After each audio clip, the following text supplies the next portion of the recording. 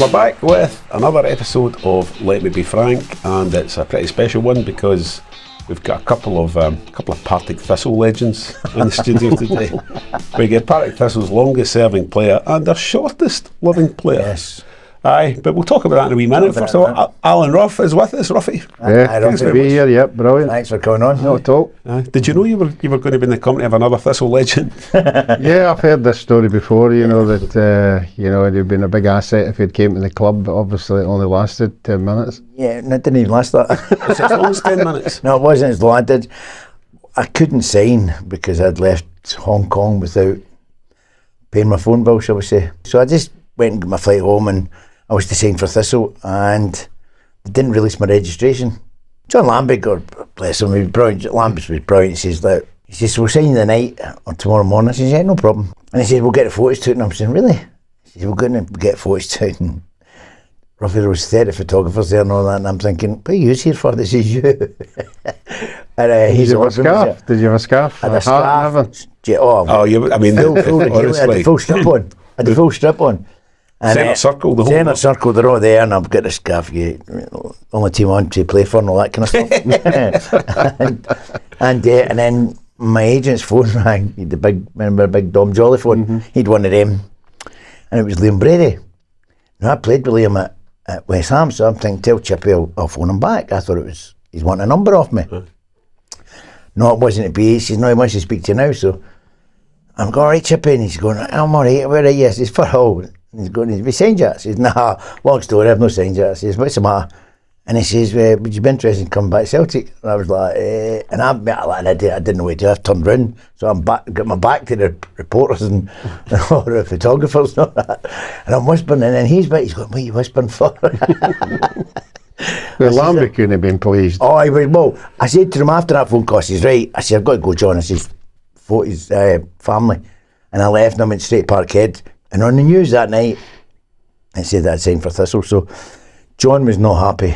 And neither was Thistle, obviously. But listen, when you get a chance to go back to Celtic, you're not going to say. But it was in my agent had got it in my contract anyway that I hadn't signed yet.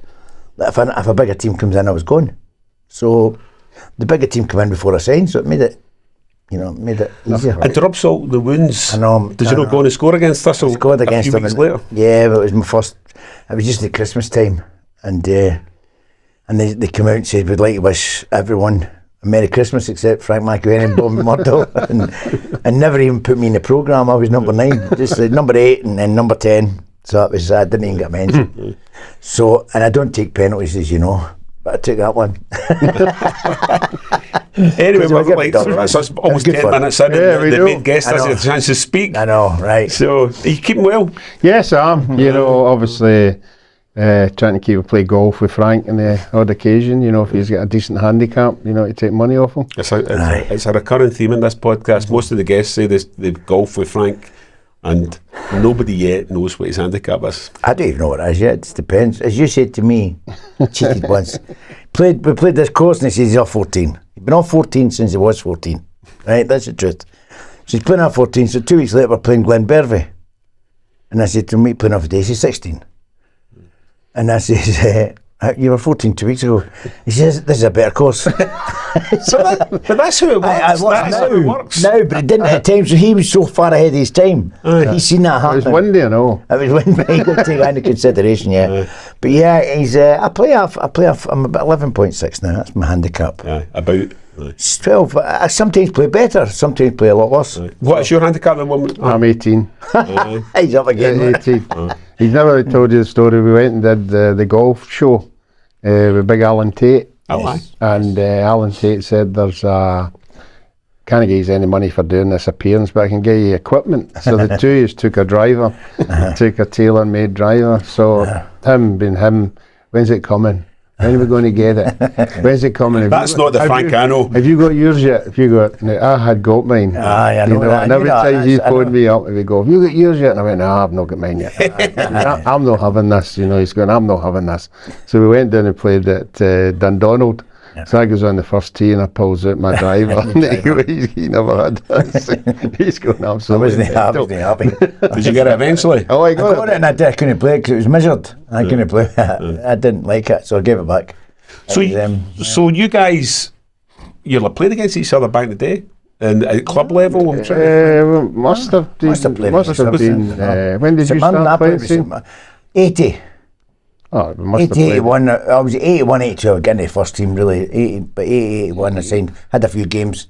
Yeah, So but they had a very good side then. You know, the St. Mirren team was good. You know, a lot of good. Go to Europe every year, so making a change from now. Since I'm so delighted that they're back in Europe, but we go there every year. And Love Street was a great place to play. It was a great atmosphere. Yeah. The supporters were great behind both goals and the terracing bit. Right. But he probably scored. He's just been modest. I did, but I scored double figures every year. Me and Starkey were the white player, Billy Stark. Right. We went up with Celtic, but we scored double figures every year. So. What year did you get your first Scotland cap, Alan? I got my first Scotland cap in 1976, but I'd been playing under 23s for 2 or 3 years. And the person who brought me into the squad initially was Tommy Docherty. The day after we won the League Cup, when we beat Celtic 4-1. Wait to get that in, could you? No, I wasn't getting there. Oh my God, 6 minutes in. And then on the Monday, Tommy Docherty came up to sign me for Hull City. And that never happened, obviously. And he brought me into the Scotland squad initially, but never played. I think it was a game up in Belgium. So my introduction to the Scotland team was wee Willie Orman. And wee Willie was a great wee guy, brilliant, but he wasn't good with names. Honestly, he couldn't remember anybody's name. And I remember the first time we turned up at Seymour Hydro, and everybody, all the boys all met, Joe Jordan, Kenny, we were all sitting in the foyer with cases, and wee Willie would go, there was a wee ducat in the wall, and he'd go and get the keys for the rooms, so he'd shout room 4, Douglas and Souness, room Jordan and McQueen, and everybody was getting, names were all getting shouted out, and they were all going to the room, and I was going, I'm left, and I'm sitting in my case, and he's at the window, and he's looking round and that, and he goes, oh, keeper, hey, you go to room 44. Couldn't even remember my name. And he was a classic wee Wally, because you've been to Seymour Hydro, the hotel's here, and there's the grass that you train in, and then there's a wee door that leads onto the beach. Yeah. And about the second day, he decided that we'd train on the beach. So he says, look, I'm the manager, but I'm not here all the time. So I want you to be professional enough to go into the beach and warm up yourselves if I'm not there. So the next morning they're all on the grass, and he comes out and he went, I thought I told you to go down to the beach and warm up. And I went, well, we thought we'd wait till you came, Willie, and that. So he comes down, she goes down, he opens the door, the tide had come in, and nearly drowned him. All the water's coming off. He was a carry. I don't want to dwell on wee Willie too much, but as I said, he was terrible for names. We played this one told me we played Sweden. We're in Sweden, and we're all on the table, and he's doing tactics and pre-thing. We say free kicks, corners. Just be careful. Quite dangerous. And I remember Kenny O'Glees saying, is there any one particular player we should keep our eye open in, boss? And he went, the blonde boy. That's the kind of things he used to come out with. All 11 of them. That's where Kenny got his managerial style off it. So you wouldn't have been in Copenhagen the week of the famous Copenhagen 5, was it? Copenhagen, I was very, very fortunate. I could have been Copenhagen 6 because after the game, we had a good result, and we decided to go into the town, the 5 and me, and we were all standing outside waiting in the taxi coming to pick us up, and it started to rain, and I said, I'm going upstairs to get a jumper. So I went upstairs to get a jumper, and when I come back down, they'd went away with it, and they went into that nightclub, and history tells. You aware of the Copenhagen 5 story? No.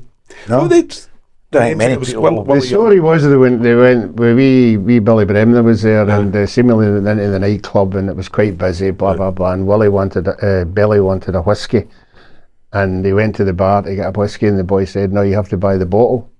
And Billy says, no, I don't want the bottle, I just want a drink. And he said, no, you have to take the bottle. And while the boy wasn't looking, Billy went behind and took the bottle, and the whole place just erupted, and it just got worse. Because none of them played for Scotland again. Oh no, Billy Brent. I'm not sure, but they all did get banned. A wee Joe got banned. So that's a sliding doors moment for you. It was a sliding door So because you I went was on to have a I was fantastic the under 23 team the night before. The under 23s always played the night before the full squad, and so we were just met up with them. So yeah, that was a sliding door. No, that I would have gotten in any trouble. Not at all. No, of course you took boat.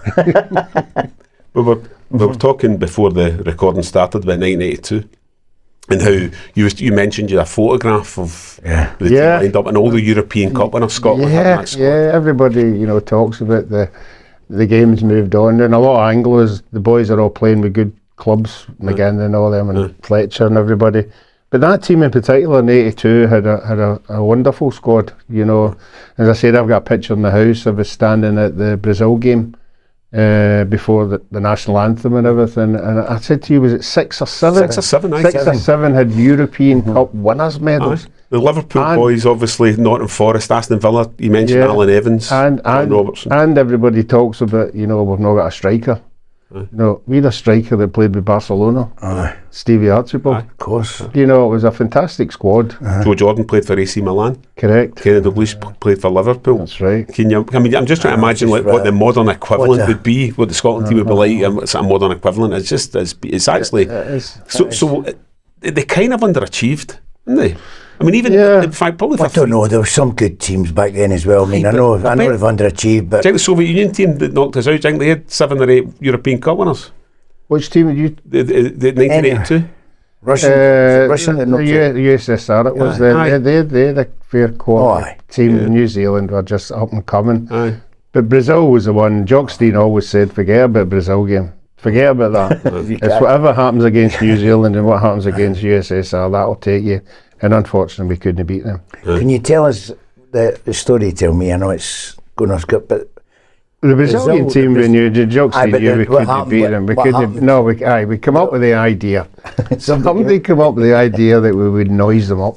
It's always a good idea. We try and knock them out their stride.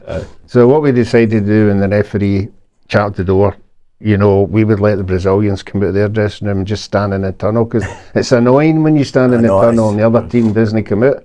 You do get fidgety and all that. So we thought that would work. Obviously it never. Were you still in the tunnel when Zico hit his free kick? Yeah, I wish I had have been. It should have been for the 90 minutes. But they were all, when I came out of the dressing room, they were all standing there. I mean, you can imagine what they were like. They were all like that, Socrates, and they were all about 6'4", 6'5". They looked absolutely magnificent, and we were standing there, and I was telling Frank, the first 2 people that came out of our dressing room was wee Gordon Strachan and wee Asa Harford. And I could see the Brazilians looking at them going, what are they? They'd be lying out in the sun. No, they were all bleached, the sun in them, and they had to put sun cream on. What a sight they were. They're like, where's Snow White? Brilliant. That was the other bit when the referee came forward. The referee came forward, and we're all standing there, and he says, the 2 captains, and I was standing behind Graham, and he says, look, this is a very important game today. It's a very big game, he says, and I hope everything goes all right tonight. And he said, I would just like to say, may the best team win. And Graham Souness leaned forward to me and saying, I fucking hope not. Oh dear. Look, you must have told the Zico free kick story a million times, and I don't want to bang on about it. No. But it was wonderful talent. But did you ever? I'm also interested. Did you ever have any dealings with him in the years that followed that? Did you ever kind of encounter him or speak to him? I never had any further ons with him. But I did have to go back another 4 years. I had Cubillas, who scored for Peru. I went to play in America for a year before I went to Celtic, and I was playing with Orlando Lions, and we went down to play, I think it was Fort Lauderdale, and we're in the dressing room, and the manager, the coach, was doing a team talk and says, one player you've got to watch out for in this team is the boy that takes the free kicks. I said, what's his name? He goes, it's Cubillas. I went, oh no, no again. Oh dear. Did he remember? No, he didn't score. No, he didn't. No, he didn't remember me either. Oh, but that was heartbreaking though. That was the Argentina thing was like, I was a wee boy and genuinely believed Scotland would win the World Cup. Yeah, but was that Ali? Was that? It's unbelievable. I've never seen. Alan McLeod, but the He scenes. had me believing as a wee boy. I mean, how can you anybody of that age group that can remember Argentina, scenes like that will never be seen again. Never be seen again. You know, 30,000 people going into a stadium just to say cheerio. But that would happen now. That was Ali ripped he just whipped it. He did. He got everyone believing. He did. I was thinking if there'd been an independence referendum just before Argentina. Can you imagine? Aye. Honestly, he just was so enthusiastic about Scottish football and he got everybody involved. It was a tremendous occasion and time to be in a Scotland team. I think my first Scotland games, 16 Scotland games, we only lost one game. You know, it was a tremendous time to play for Scotland. Yeah. And the one thing I always remember about you is that save for John Toshak at Anfield. Well, every goalkeeper will tell you make great saves. You know, he used to go to Parkhead and Ibrox and pull off about 20 saves in the 90 minutes, but it's the one save that people remember, and that particular save, that save probably turned the game, because it was nothing each. It could have went either way. If they'd scored, they probably went to Argentina, vice versa. So, you get remembered for good, but I think every goalkeeper has had a save in the back of their mind that's won a game or something like that. Yeah. And we were also talking about Mexico and the trip to... Where did you go, Albuquerque? Was it no, we went to Santa Fe, wasn't it? It was Los Angeles first, and then we went to Santa Fe. Santa Fe, Albuquerque were quite near each other, but the Los Angeles one was first. We went there first, and that was good. It was good. I can see there's a couple of annoying looks you guys are giving each other. No, I have to remember it was about 3 weeks before the World Cup started, it was a long time. It was a relaxing thing. You know, I tell stories and I say it was only a couple of days before it, but I don't know, it was 3 weeks or something. I mean, we were away for a long time. Yeah, well, Albuquerque was for altitude training. Right. Yeah. Los Angeles was just for a drink. Los Angeles was just for a drink and a get together, I think. But were you saying that Fergie basically said, right, okay, Rod Stewart's invited you? Rod is it for a meal, wasn't it? Rod invited it for a meal. He threw it out there. Rod's invited you for a meal. Does anybody want to go? And of course, the usual 5 suspects threw their door up. They went. He wasn't too happy about it, but he says, "Look, you can go, but I don't want you using it and behaving and come back, you know, kind of thing." So the suspects went, and Rod met us, you know, and he came up in this big limo and this big Hollywood restaurant, and he came out the car, and I had a bottle of Budweiser in my hand, and he came up and he goes, Ruffy, and he threw his arms around me. So I obviously threw my arms around him, but I had a bottle of beer and it spilt on the back. And he's going, "It's okay, no, I'm all right. No, we had a great time, and took us to a beautiful restaurant. And he says, "Look, guys, I can't stay all night." But and then he started firing wee shots. Well, the thing is, what it started was there was a wall, and so Rod's sitting there, so Ruffy got beside him, and Graham Souness, and there was me, Charlie Nicholas. But the problem was we're facing them and having a laugh. Now, I've never seen as much women walking by anybody and try to get a look at them. You know, and George Best was the same. People used to do it with him. But Rod was incredible, and he never even looked up. Now Ruffy, I could tell with Ruffy's face, he's sitting beside him, and the amount of women that were walking by, and he kept going, and I could see in his face. So I'm like the Exorcist, my neck, like, oh creaky, I'm trying to turn around. But the best bit of the lot was on the way home. When can't remember. Rod said, "I need to go, guys." He says, "But I've left my stretch limo outside for you." So we're in the back, the keys in the back with Charlie Nicholas, and there was a roof thing, so they put the roof thing back. Then there's a phone in the back of the car, and I remember Charlie Nicholas has grabbed the phone and he's on the phone and he's going, "Hi Mum, it's me, I'm phoning you for Los Angeles." He's phoning his mom Postal or nothing. And then the worst thing about it was we got back to the hotel and I had a few drinks, and stupidly somebody said to me, "Where are you going?" I said, "I'm going to my bed." "No, there's a party. There's a party on the 16th floor. All the boys are all there." So stupidly enough, I'm up. What's the room number? Goes 1625 or something. I'm up 1625. I'm banging this door. "Come on, let's have a party." And it's quiet. And I says, "Look, I know there's a party in there. There's a party. Open the door." Battered the door. Opens the door. It's Alec Ferguson. That was like, oh no. Yeah, party. Just go to your bed, son. Does that maybe explain? Why I was not going. I ended up waking up in the morning in somebody else's room at the foot of bed. I can't remember how I got there. Eamon Bannon, I think. Poor Eamon. Used to call him Mogadon because we talked to him when he fell asleep. No, it was maybe that's why I was in. I was in there, but it was good. Yeah, it was a great night. I can't remember a lot about it, but it was a great night. You realise that the Germans and the Dutch will be watching this podcast and saying, that's how we prepare for World Cup. Do you know what? They've done that on the TV, didn't they? They've done that on TV, but they play. But we had a day off, and it showed you the English back home, and it showed you the English all training, and it showed you the Irish going through the motions and up and down hills. And then it showed you us being all lying at a pool with the beers and all that. But it was our day off. I mean, we genuinely had the day off, and they were saying this is our training, as if we're doing it all the time. But we actually worked really hard. Didn't we? We did work hard, apart from the racing day. Went to races, that was good as well. There was another Rod Stewart story you told me from, I think it was Spain '82, after the game against Soviet. Yeah, we played in that. It was New Zealand, Brazil, and the USSR. And we stayed in a place called Sota Grande, which was a wee bit of distance away from Malaga, our last game. And we drew with USSR, so that was us it.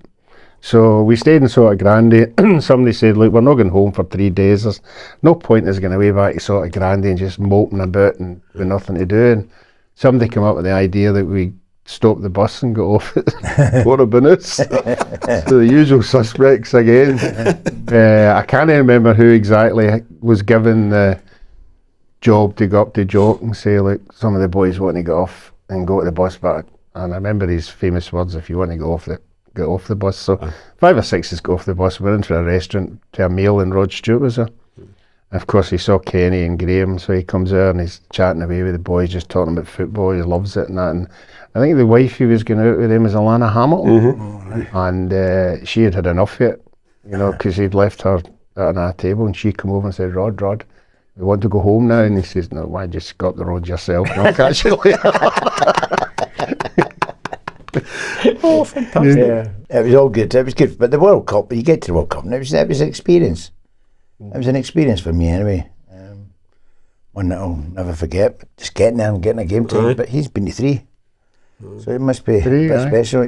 Many people have done that. Got a game in Australia? Oh no, you got a game at Hampden. I just took us there. Don't worry about it. I took you there. But that was to Mexico. That was to Mexico. But you were on the pitch in Mexico. But I scored 28 goals in the Premiership. I should have played with Fergie. Should have played with him. I'm no better. Let it go. I'm not better about it. So yeah, it was good. It was a good experience. But as I say, it's not many people have done 3 off it.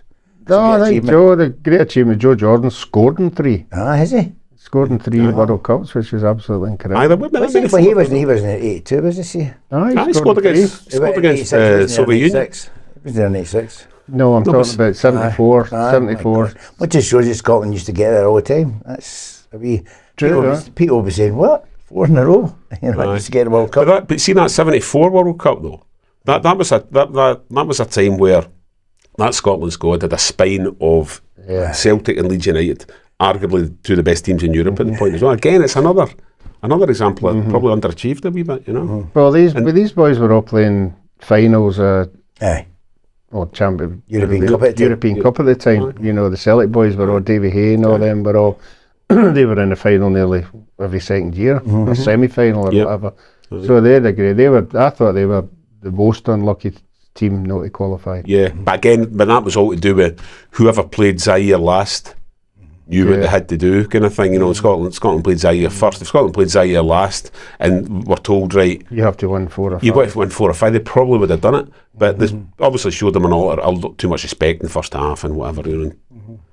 But you were too young to remember all this. Too young to remember. I remember this one. You tell a great story. I can't remember what one it was. You were walking down Buchanan Street. Oh, that was after.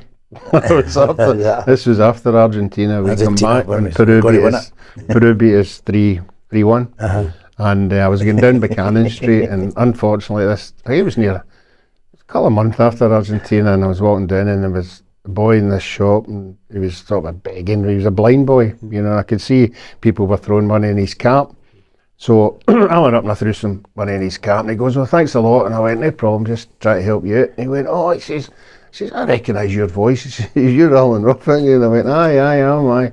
So I was chatting to him for about 2 or 3 minutes, and I says, look, I need to go, I've got some shopping. So I'm walking away, and he goes, oh, Ruffy. I says, what is it? He says, do you know me and you have got something in common? I went, what could that be? He says, I never saw the 3 Peru goals either.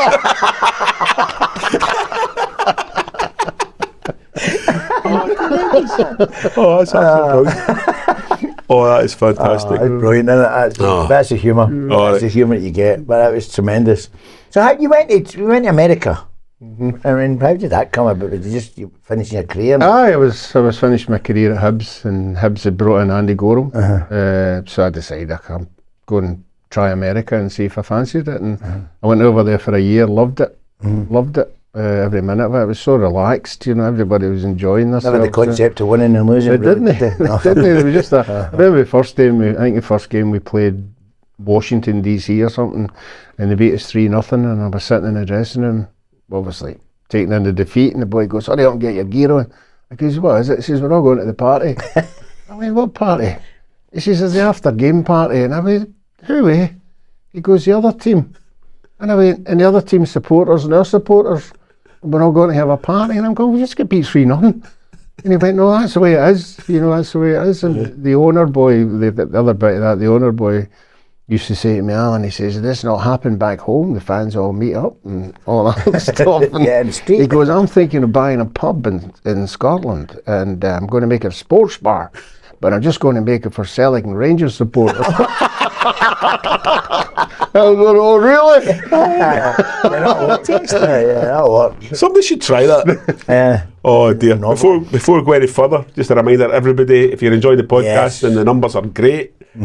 So thanks for the support. Aye, brilliant. So just keep following, subscribing, all the things that you do on social media, YouTube, Instagram, TikTok, all that kind of stuff. Also, I want to talk a wee bit about next season, or this season as it started. And how you see things panning out, it's interesting times ahead. I think even for both sets of supporters, they're all looking for something. Celtic supporters are looking for more players, low quality players. Rangers are obviously a myth that I'm just going for what I'm reading with the supporters. They don't want to go to Hampden. I think they'll be messed about, and that's unsettling them a wee bit. And the money side, Celtic's getting all the money and they're not. I still think it will be a competitive season. I really hope this year Aberdeen and Hibs get their act together, because I think we need a strong, they two teams being strong. And we need them to challenge Rangers and Celtic when they go up to Aberdeen and put up a show. So that'll make the league more competitive, I think. I think the St Mirrens and the Kilmarnocks have done well. So I'm really looking forward to the season. I think it'll be good as well. You still held in a great deal of affection among Hibs fans? Do they sort of I was through in Edinburgh at the festival. I was through at the festival, and surprisingly, I was only there for about 6 years or something like that. But it's an age thing as well. Young people don't remember what you were there. But I was lucky enough to get in the Hibs Hall of Fame, and I was only there for 6 years, so it's good. And you meet the boys who were there, and everybody always talks about the Graham Souness first game when he gets sent off. So I was part of that game as well.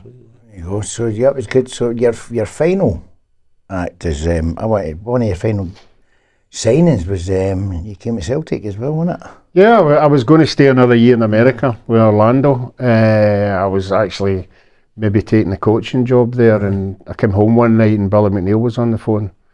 And he said, what are you up to? And I was telling him I was going to stay another year. And he went, how do you fancy coming back and playing? And as Frank knows, I wasn't a Celtic supporter, but because I never went to games because I was always playing, but I always had a swaying towards Celtic because of the success they had in Europe and the players that played, wee Bertie and Bobby Murdoch and all that. So I couldn't say no, and I said, when do you want me there? And I came home a couple of weeks later on, and it was start of the season, August. This is centenary year, which was great. Frank and all the boys were there, and it was a good group of boys. How long were you at Celtic then? Was that a couple only of a year? Was it? Only a year. Because I have a recollection of you playing in Europe against Honved.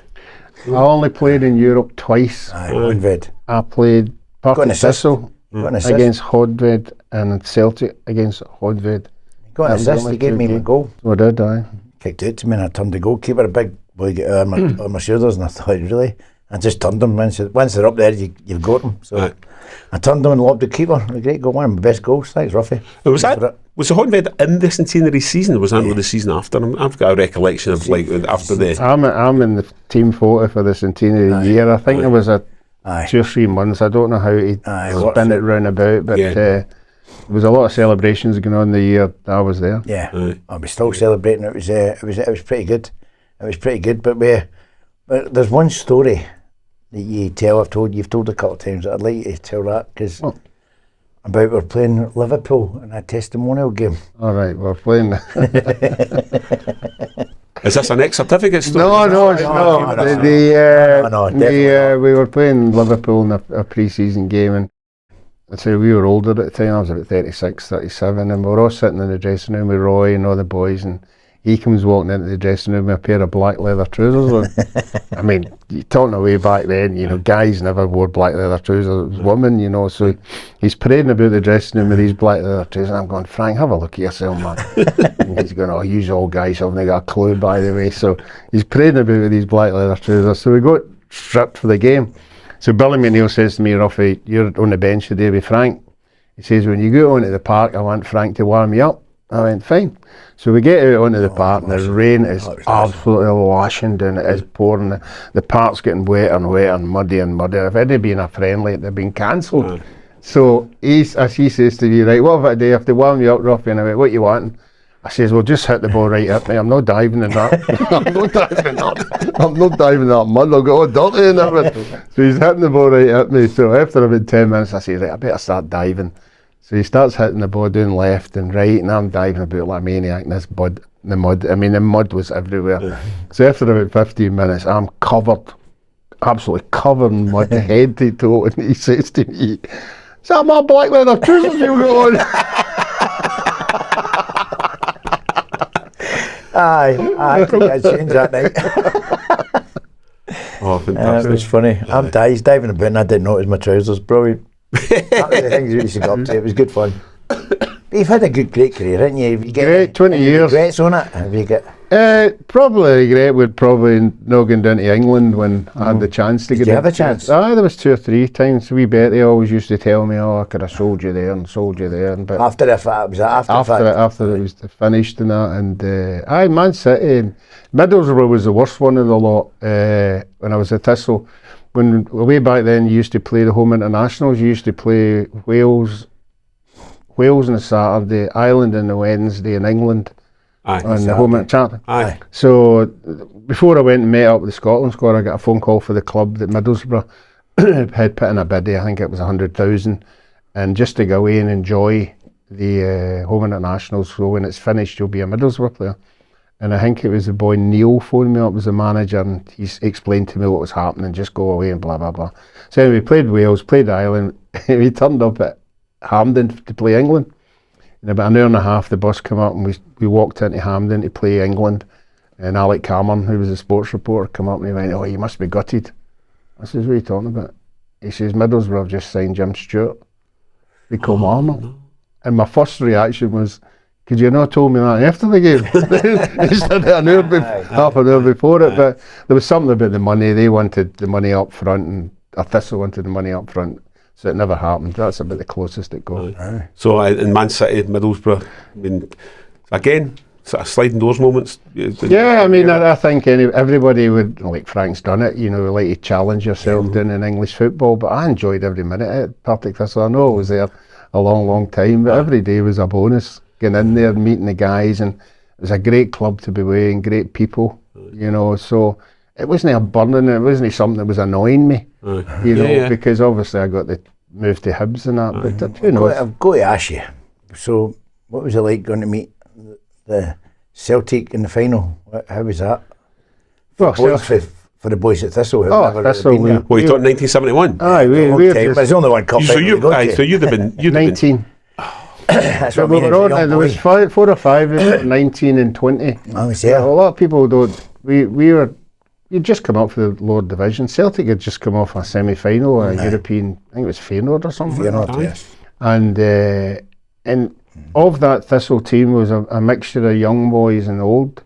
And believe it or not, 4 or 5 of us for that Thistle team in 71 went on to play for Scotland. So there was a nucleus there of guys, you know, who and later on in their career would move on or play for Scotland. Yeah. And Alan Hansen must have been, he'd have been just... No, it was John. John played in that game. Did Alan not play in that game? No, Alan was a couple of years later on. Right, It was John. A lot of people say John is as good a player as Alan, but it never happened to him. But that was one of the days, and Frank's been in the games you shouldn't win, but you win. Things happen for you. 4 shots to goal, hit the back of the net, you know, and it was just one of the days. But you see them down in England with Wimbledon. Who did Wimbledon beat? Liverpool. And small teams, you know, it always happens. But on that day, Celtic just got us on the wrong day because everybody to a man was absolutely superb. And was it 4-1 at half time? 4-1 at half. It could have been an 2 after. Aye. Because I'm sure I remember a story that, well, there were no other games happening at the same time. I remember there was lots of games. The story I always heard that there was a guy who was on grandstand. Aye. Who would it have been? Grandstand, the wee guy. Or something. No, way before that. It was a Frank Boff. Aye. Really? Frank Boff. Anyway. Frank had a checkered career after grandstand. The story is, way back then, they used to do the football final results on the teleprinter. Used to, and he was doing the teleprinter and he went, oh, here's a score. Partick Thistle 4, Celtic 1. We'll get that correct score later on.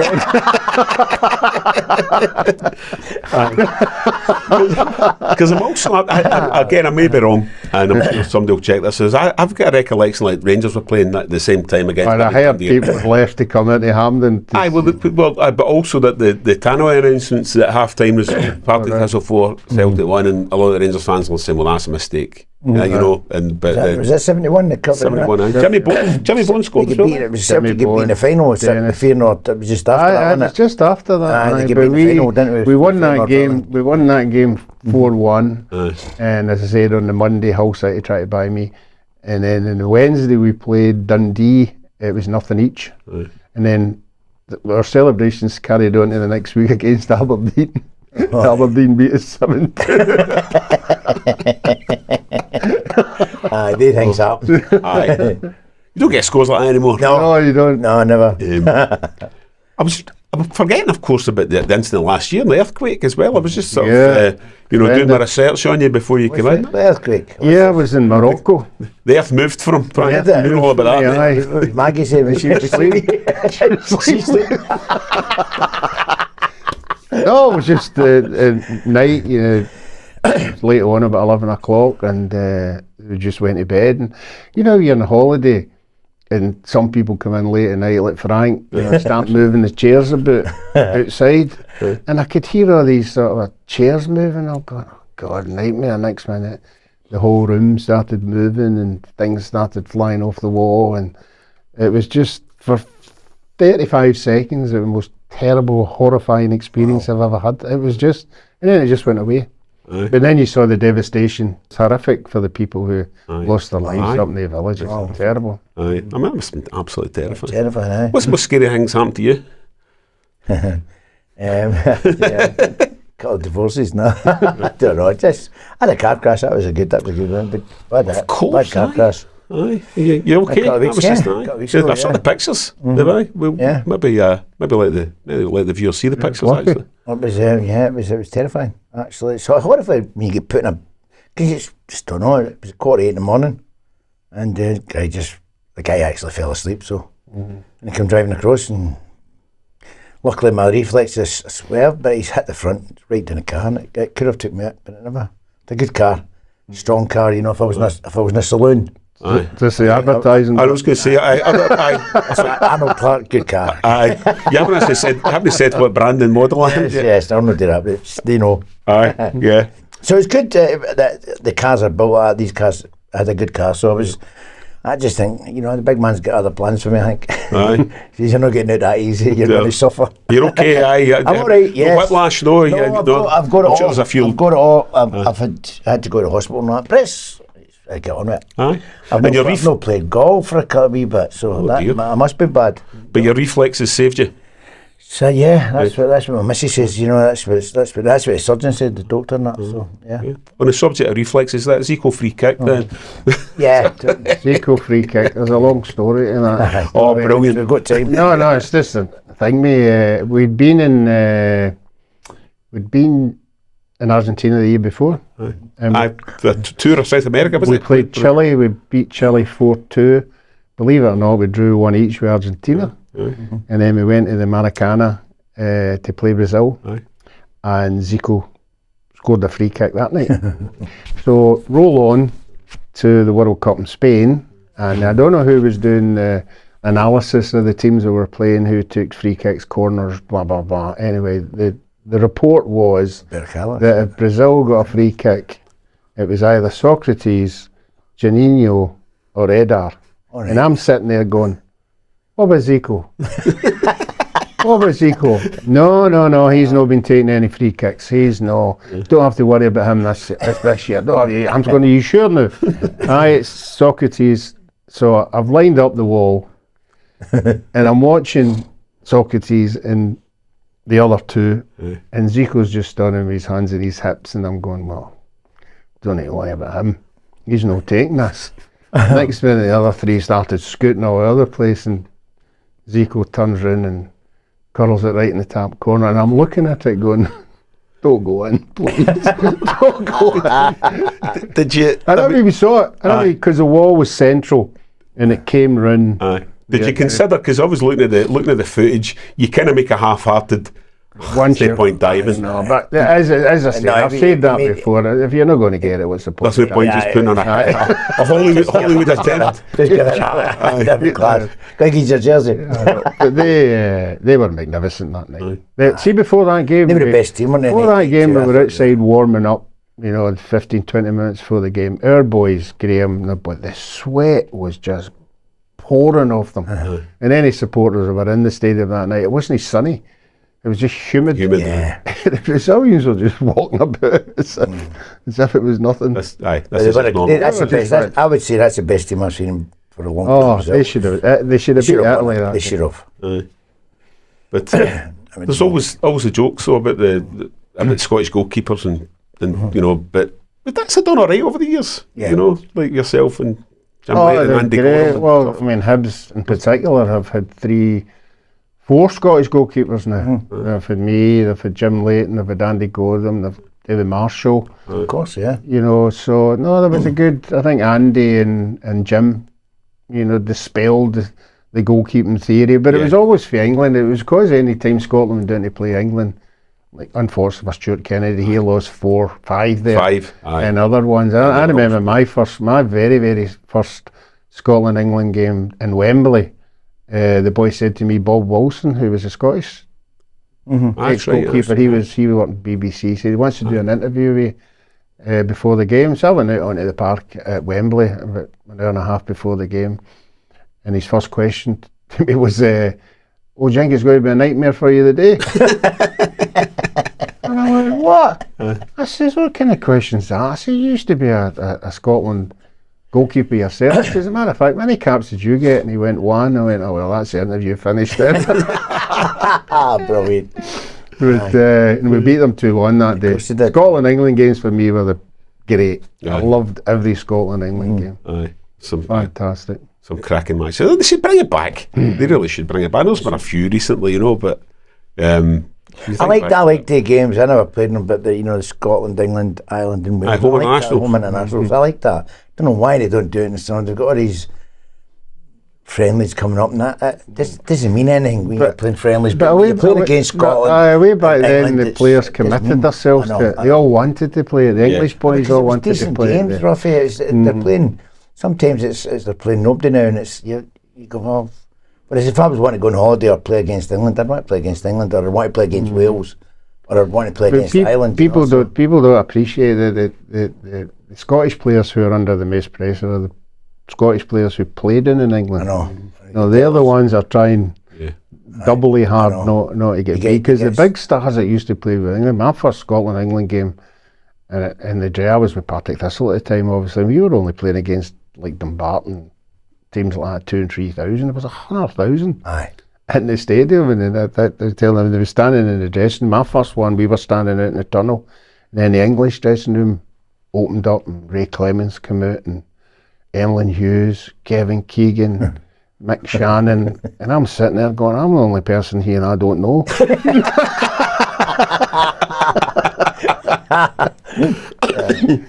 You were an electrician before. I was a terrible, any journeyman who knew me, I was the worst electrician ever. I used to, be in the multi-storey flats and doing the sockets and the ceiling and that, and any chance I got, I'd just go and have a sleep somewhere. Because I was just, Frank will be the same, just football. I didn't care what I was doing, I just wanted to get away. Did you have to, I wonder if you had to take a drop in wages from going from being a spark to playing for Partick Thistle?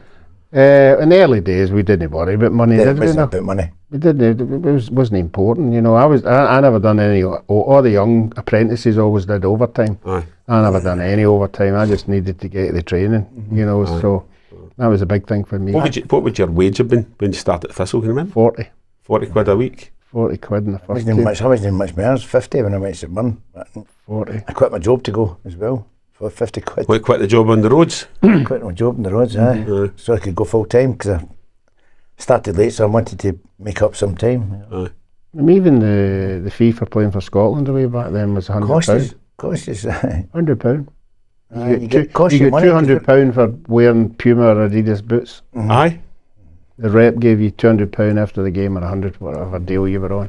I was on a deal with Puma anyway, so it didn't matter. I got mine.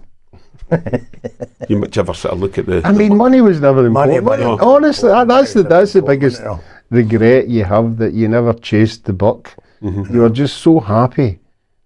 Playing turning up at 9 o'clock in the morning, playing something you loved doing all your life. That was wonderful. Finishing, going into town, having a banter, and then having a laugh with the supporters, which is something that never gets done now. Yeah, that's a big failing just now. I think the supporters, the players have distanced themselves for the supporters. I remember, when we used to turn up, when I was at Celtic, you used to turn up at the front door, there'd be about 200 supporters, and you'd be signing autographs and everything, and you'd be great, and then, depending what the result was, you still went out the front door. You still went out, you didn't go, I noticed now, they go out the back door. Yeah.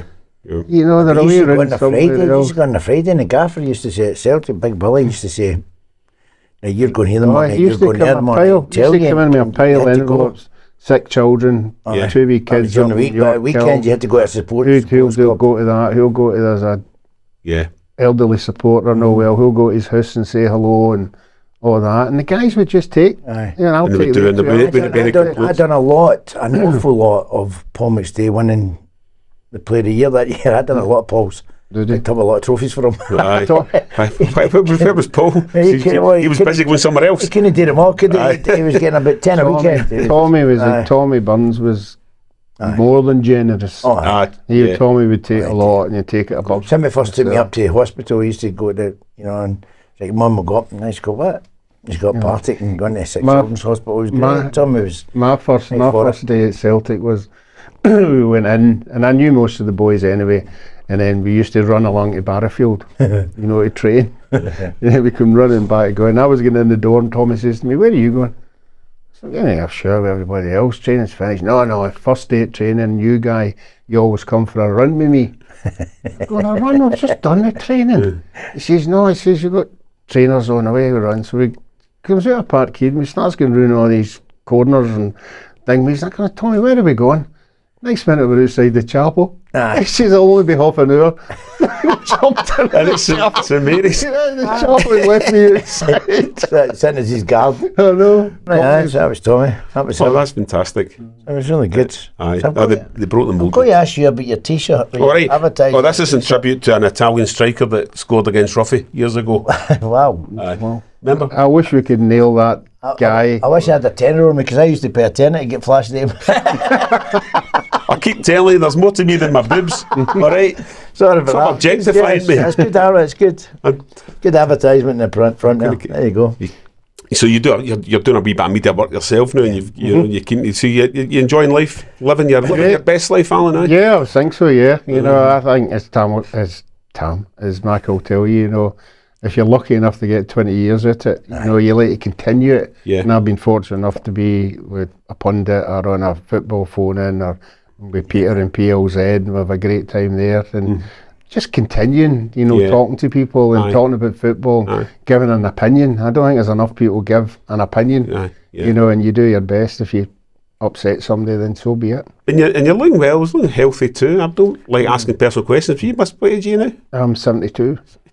73 next couple of months. And you're still, and you're golfing without a buggy or anything like that? It depends who I'm playing with. Don't let you give him any advantage at all. I know. I've got to say, I was on, where you remember way back when we used to do with PLZ, he used to do the live in the afternoon, all the games. And we used to say, but he never had it live. Peter never had it live, didn't he? It was the iPads. And we were talking, and Peter's going, we'll just go and wing it. And so we're watching things, watching the screens of results are coming through and all that. And what a save, and he just showed you. And anyway, what a save that is. And I'm going, my God, top corner. And he's, Ruffy, what do you think of that? Great save. And I've looked at him, he's watching the racing. Some of it, when you know that you don't concentrate, we used to get the teleprinter thing, because we weren't at the games, we used to get a teleprinter on, and it was St Johnstone versus Celtic or something like that. And the teleprompter come on, it went, goal, St Johnstone. I can't remember the boy's name, just say it was Howard. And Peter says to me, he says, what about that? Tremendous guy with the club, captain, leader, the kind of guy you want at your club. And it went, own goal.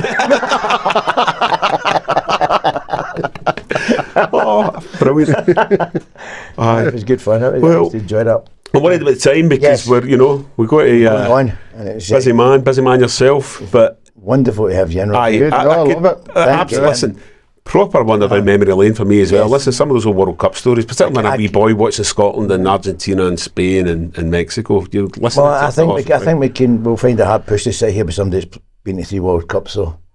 I've been in one. I think that was enough, but 3. I'll tell you what, you've given me an idea though. You give me an idea. Joe Jordan scored in 3 World Cups. Getting Big Joe into the studio. Well, you that'd be great. Yeah, I'm sure Joe would. Yeah, he'd love to great. On. Yeah, Joe, if you're watching, get him in. Yes, your country needs you. Somebody needs you. Right. So, Alan, thanks again for your time. Really appreciate it. That was brilliant. Thanks very much. And so remember, just subscribe, hit all the buttons, keep watching, let me be frank, and we'll see you again the next time. Thanks a lot. Cheers.